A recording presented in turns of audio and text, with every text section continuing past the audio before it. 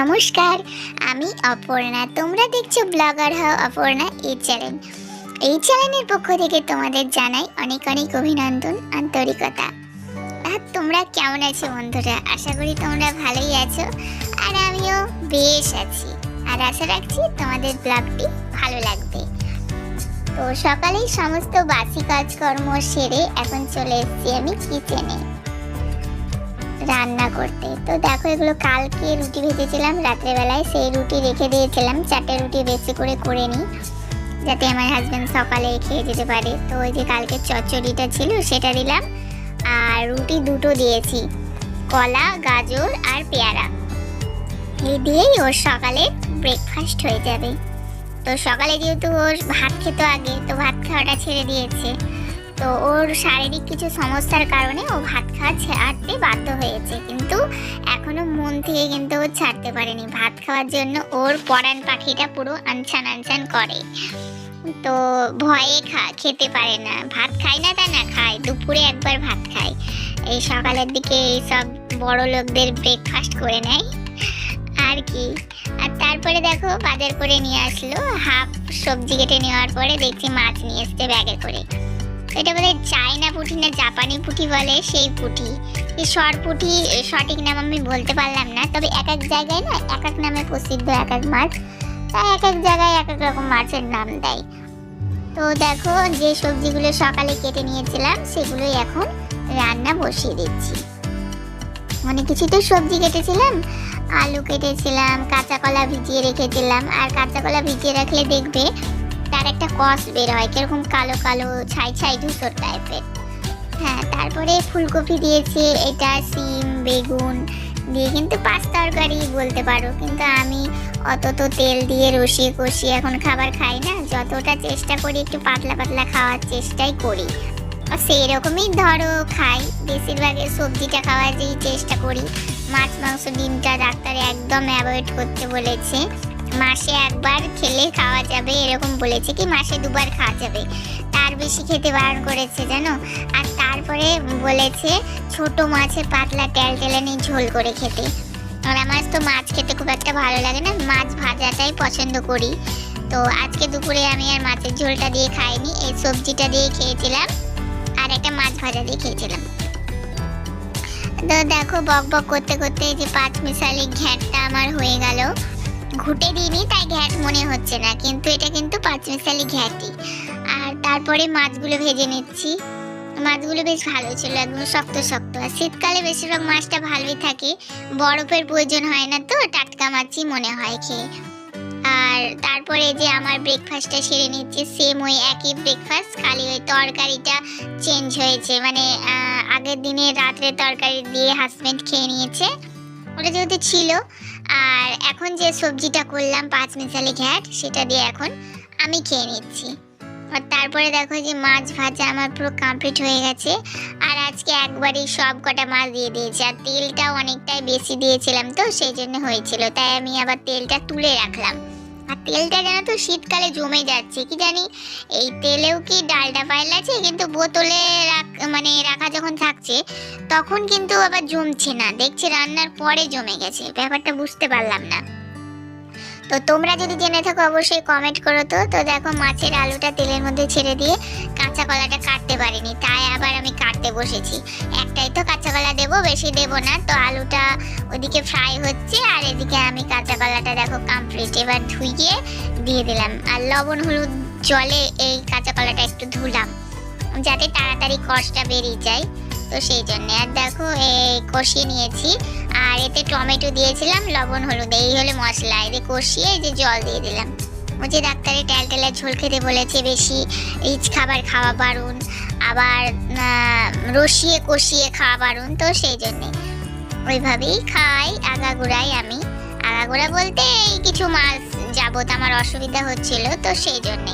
এখন যদি আমি বন্ধুরা বলি ভালো আছি, তবে কিন্তু প্রবলেম আবার শুরু হয়ে যাবে, তো সেই জন্য আমি আর ভালো আছি কথাটা ইউজ করলাম না। তো তোমরা বুঝে নাও তার মানে কি বলতে চাইলাম।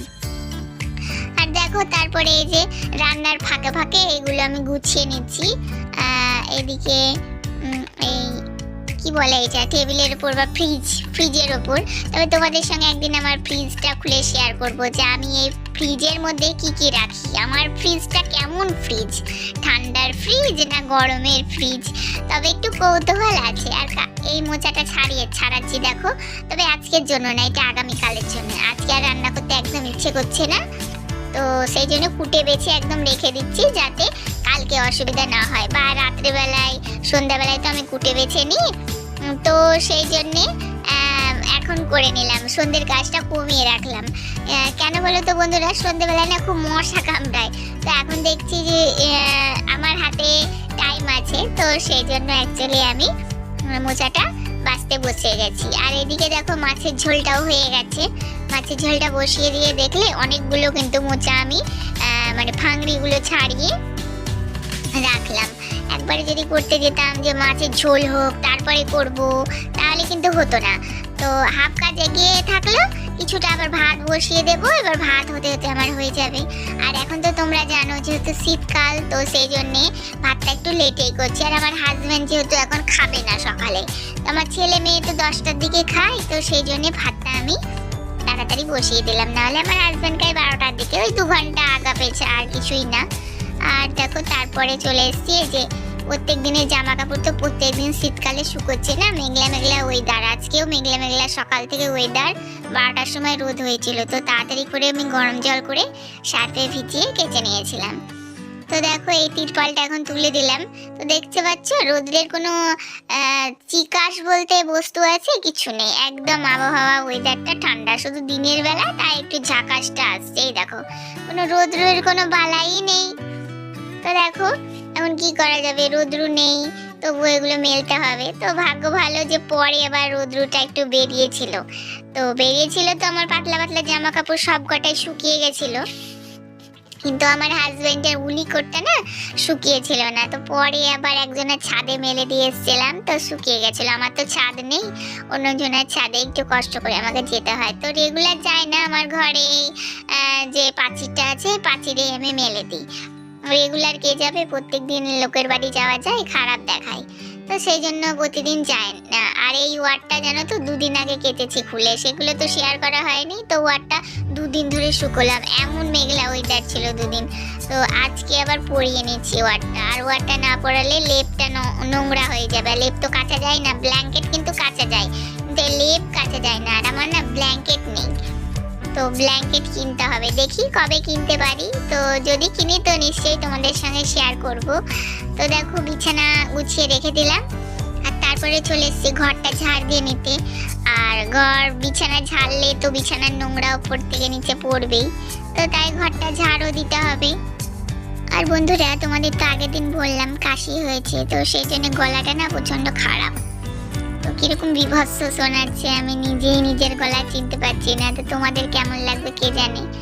তবুও এই গলা নিয়েই ভয়েসটা দিচ্ছি, ভয়েস না দিলে তো ভিডিও ভালো লাগবে না। আর আমি যেহেতু ফার্স্ট টাইম থেকে ভয়েস দিয়ে ভিডিও করি, অনেকে আছে যারা ভয়েস না দিয়েও ভিডিও করে মিউজিকের সঙ্গে, তো আমি মিউজিকও দিই আবার ভয়েসও দিই। আর দেখো এই যে আমার মেয়ের স্কুল ড্রেসটাও কেচে নিলাম। আর আমাদের আশেপাশেই মনে হচ্ছে মাইক বাজছে, তো জানি না মাইকের আওয়াজ ভয়েসে শোনা যাবে নাকি, তো ভাবলাম তোমাদের জানিয়ে দিই, তো জানিয়ে দিলাম। আর এই যে ছেলে মেয়েরও কিছু জামা কাপড় আমি কেচে নিয়েছিলাম, তো আজকে ভিডিওটা করে দিচ্ছি কে বলতো, আমার মেয়ে, সেই জন্য দেখো নড়ে কেঁপে যাচ্ছে। আর তারপরে জামা কাপড়গুলো মেলে দিয়েছিলাম, আর জামা কাপড়গুলো মেলে দেওয়ার পরে আর বন্ধুরা ভিডিও শ্যুট করে নিই, অলরেডি অনেকটাই লং হয়ে গেছে, তো প্রতিদিনের বলার মতো আবারও বলছি। তো আজকের মতো এইটুকুই, দেখা হচ্ছে আগামীকাল, ততক্ষণ সকলে ভালো থাকবে, সুস্থ থাকবে। আর হ্যাঁ, দেখতে ভুলবে না ব্লগার হও অপর্ণা এই চ্যানেল।